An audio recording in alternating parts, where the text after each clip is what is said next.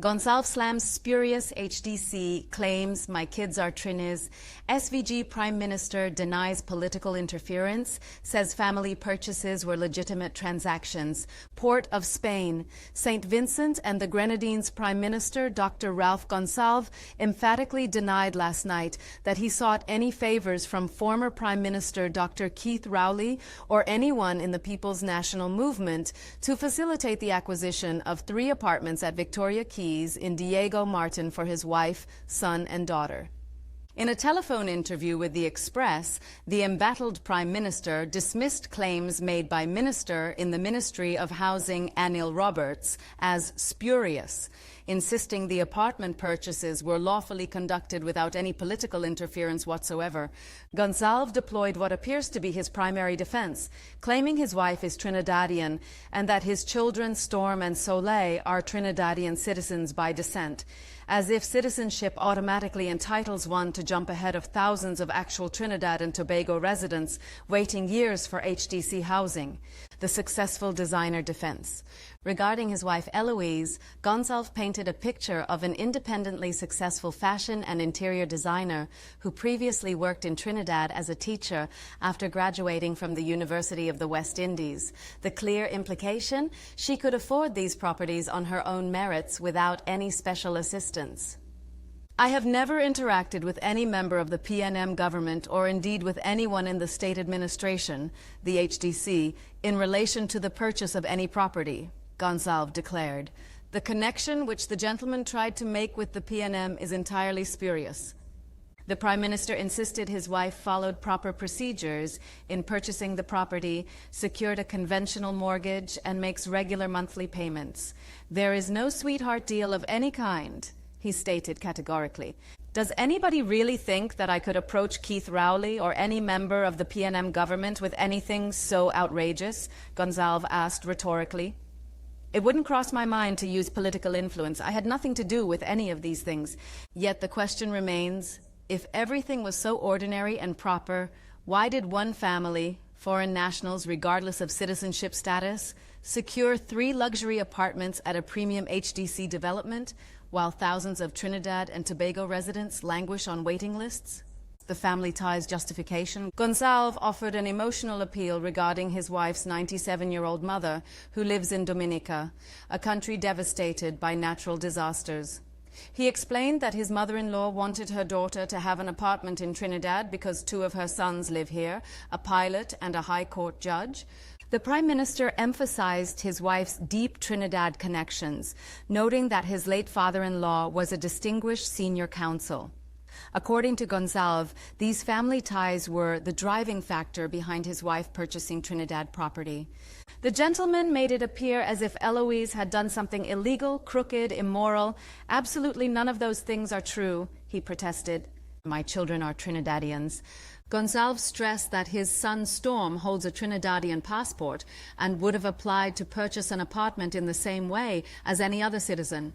Regarding his daughter Soleil's acquisition, he maintained a perfectly legitimate transaction again, nothing illegal, nothing immoral, nothing even close to anything unethical. The Prime Minister added that he has never even slept in any of these properties, a curious detail that raises questions about why the family needed 3 separate luxury apartments if not for personal use or investment purposes. Gonsalves noted that his daughter graduated from UWI as a veterinary surgeon, is married to a Trinidadian, and has a child born in Trinidad.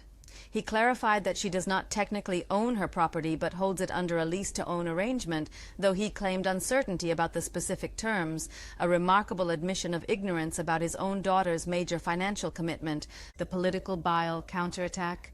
Rather than addressing the substantive questions about process and preferential treatment, Gonsalves pivoted to attacking Minister Roberts' motivations. He accused Roberts of wanting to spill political bile and support the opposition in St. Vincent ahead of upcoming general elections.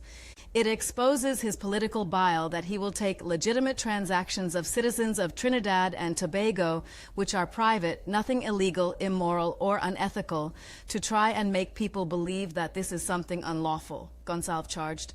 This deflection conveniently ignores the core issue, not whether the transactions were technically legal, but whether they involved preferential treatment and improper prioritization over Trinidad and Tobago residents who have been waiting far longer for HDC housing. The premium real estate distinction. Gonçalves attempted to distinguish Victoria Keys as premium real estate rather than low-cost housing where there is a long waiting list. This argument appears designed to minimize concerns about jumping queues, as if premium HDC properties don't also have waiting lists and allocation procedures that should be fairly administered. The Prime Minister said Roberts' video has afforded him the opportunity to provide an honorable explanation, adding that his wife will seek legal counsel regarding potential action, the classic response of those whose explanations fail to satisfy legitimate questions. The credential shield. Gonçalves deployed his activist credentials as a shield against criticism, noting he has been politically active for 57 years. This year marks his 11th general election over a 46-year period, and that people in St. Vincent know him as someone steeped in advancing political hygiene. He pointed to St. Vincent's ranking of 31 or 32 in the Corruption Perception Index in the world as evidence of his ethical standards, though what his country's ranking has to do with questions about preferential treatment in Trinidad and Tobago housing allocations remains unclear. The Prasad Bisesar misunderstanding, addressing his previous criticism of Prime Minister Kamla Prasad Bisesar, Gonçalves claimed he never attacked her, but merely made a straightforward comment that CARICOM and CELAC view the Caribbean as a zone of peace. I said with all due respect that I think that my friend Kamla is misguided in this regard, he explained, attempting to reframe his criticism as gentle disagreement rather than the pointed public rebuke it appeared to be. Gonçalves clarified that when discussing the Caribbean as a zone of peace, he was not referring to state activity or state actors, a distinction that does nothing to address whether his family's fortunes under the PNM government influenced his willingness to criticize that government's successor. The Prime Minister acknowledged that CARICOM countries battle crime, but emphasized they work closely together through mechanisms like impacts, though, again, this regional cooperation has little bearing on questions about HDC allocation procedures in Trinidad and Tobago. The unanswered questions. Despite Gonçalves' lengthy explanation, several critical questions remain unanswered. Why 3 apartments for one family? Even if family members are Trinidadian citizens, why did they need or deserve 3 separate luxury units? What about the timing? Why was Soleil Gonçalves' lease-to-own arrangement finalized on April 30th, 2025, 2 days after Trinidad's general election, during the constitutional transition when no government was properly constituted? What about the waiting list? How many Trinidad and Tobago residents living here full-time, not holding foreign passports, not children of foreign prime ministers, were bypassed to accommodate the Gonçalves family? What were the actual procedures? Were standard allocation procedures followed, or were exceptions made? If exceptions were made, who authorized them and why? Why the defensive response? If everything was entirely proper and transparent, why the immediate threats of legal action rather than welcoming full disclosure of all procedures followed? Conclusion, explanations that raise more questions. Ralph Gonçalves' spirited defense of his family's acquisition of 3 luxury HDC apartments ultimately raises more questions than it answers. His emphasis on his children's Trinidadian citizenship, his wife's family connections, and his own ethical credentials does nothing to address the fundamental fairness questions about allocation procedures and preferential treatment.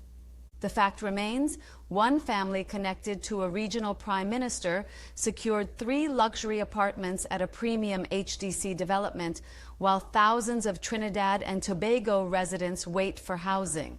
That one approval was rushed through during a constitutional transition period. And the Prime Minister who benefited from this arrangement was notably critical of the government that might scrutinize these transactions. Gonçalves' claim that he never sought favors may be technically accurate. Perhaps he didn't need to ask because the PNM government offered preferential treatment unsolicited as a gesture to a regional ally. But whether the favoritism was requested or simply granted doesn't change the fundamental problem. It shouldn't have happened at all. the smell of fish that the Express editorial note mentions, it's not coming from Gonçalves' kitchen window, it's emanating from the entire situation, and no amount of indignant denials, credential waiving, or legal threats can mask that odor. As Minister Roberts suggested and Prime Minister Persad Bissessar confirmed, an investigation is warranted. Trinidad and Tobago's citizens deserve to know how allocation decisions are made, whether proper procedures were followed, and whether the Gonçalves family's acquisitions represent an isolated incident or part of a broader pattern of preferential treatment during the PNM administration. Until those questions are fully answered with documentary evidence and transparent procedures, Gonçalves' honorable explanation will remain what it currently appears to be, a defensive deflection that fails to address legitimate concerns about fairness, process, and the proper administration of public housing resources.